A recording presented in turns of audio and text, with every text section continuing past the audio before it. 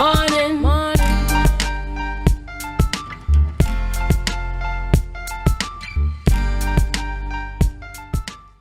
Welcome back to the morning show, Tobago Updates. I'm your girl, Sharee. I know you're not accustomed to me, but today we are with Miss Asha George, speaking sports. I just want to say happy International Women's Day to all the women around the world. Right, so Miss Asha James, tell us a bit about yourself. Tell us where you're from and who you represent. Well, I'm from the Canaan, Bonaccord and environs, part of Tobago. Right. And I guess I represent myself and every young woman coming out of that village. Right. So I know that you've been in sports for a really long time, right? You did track and field, you did, and you're doing football now. So tell me, how did you get into football? Like, when did you say that, right, football is my thing? I'd say I recognized my talent in football when I got to high school. Right. St. Clair was the coach at the time. And straight off the bat, I was a starting player in Form 1. Mm-hmm. And that time, Cumbria had a really good team. So for me, I think to be started, it made me realize, okay, maybe I could take this to another level if I continue with it. Nice. So what has been your greatest achievement that you would say? I'd say it would have to be the year 2022, right. Where I achieved a lot with West Texas in college, got a lot of accolades, and then at the end, I was named TTFA's Women's Senior Team Player of the Year. That was pretty cool. See that, women? See that? Right. So we know that in life in general, mm-hmm. There's a lot of obstacles, all right? And seeing that you're building and you're climbing, right? What is your greatest challenge, or that you think is your greatest challenge that you want to overcome, or you overcome? I would say, so far, the greatest challenge for me would have been my time in Portugal for the professional team. It was a very racial experience. Yeah. And so I'd say family and, spending time praying is what really helped me sort of overcome the mental block I would have been going through, and to be here still trying to play football. Right. If you had a chance, would you change your sport? No. No. Why you say no? Football has taken me a lot of places. I've met a lot of good people along the way. Nice. Who have inspired me to continue to do good. And it's very inspiring to see the younger generation looking up to you also.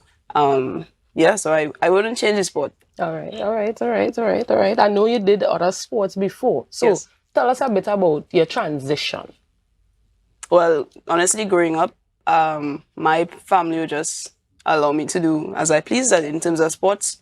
And so I was in swimming, I tried basketball, athletics, long distance running. I sort of did everything, and then obviously it became a lot to juggle. Mm-hmm. I was good at them, but it just was too much to handle with the academics at the time. So I chose 3, and I used to do football, track and field, and then javelin. No, long distance running. And then later on, I just became more in love with the football. So I stuck to playing football. All right. You're young. You're pretty young. Tell us a bit more about you, like your insight. What's your plans thereafter? Honestly, I want to obviously continue professional football. That's my dream from day one. Nice. So I just working to try and make a move in the summer. Right. You play with the national team, right? Yeah. Like, how is the training? How is the life being a national player from Tobago? It's always difficult. When your trainee teammates, they go home to family. Right. And they could always rejuvenate again. Right. You have to go to a room. Hotel. Yeah, and it's not too comfortable in terms of not having your mom there to have a conversation to guide you into the next day. So it's always challenging, but we try to make the best of it. Nice. It's because I'm not the only Tobagonian on the team. Right. So we sort of, it's always, we get more closer in terms of like dishing out, and stuff like that. So who or what is your biggest inspiration? Keep you climbing and like inspired you in the first place? In the first place, I would say Coach Sinclair. Nice. For football, obviously, every day we went to training, he would speak about Dwight York, and Dwight York would be the only person waking up early on the field, banging the ball. You know, them times, Bonaccord field had galvanized. Right. So he banging the ball on against the galvanized field. And he'll always say, to be great, you have to train hard. Right. And he have a famous quote he would quote. I do not remember it. Yeah, I don't remember it, but all of that added up to me wanting to continue in football and try to reach as far as I can by putting my best foot forward. Right. So Asha, as a female myself, I just want to say congratulations to everything that you have achieved thus far. Like, leave a message with the young persons coming up, female, that look at you and say, well, I want to be like her, just like you say you want to be like Dwight York, right? Tell them.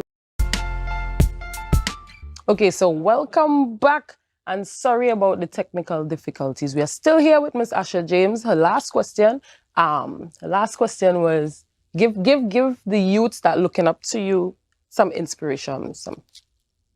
For me, I would say enjoy your youth. Go into multiple sports, try every field and see what you like. I wouldn't say go into like a specific sport from young, because for me, I was also in track and field representing Trinidad and Tobago, and it took me places. Right. I was able to achieve a little bit in that field and also meet a lot of people.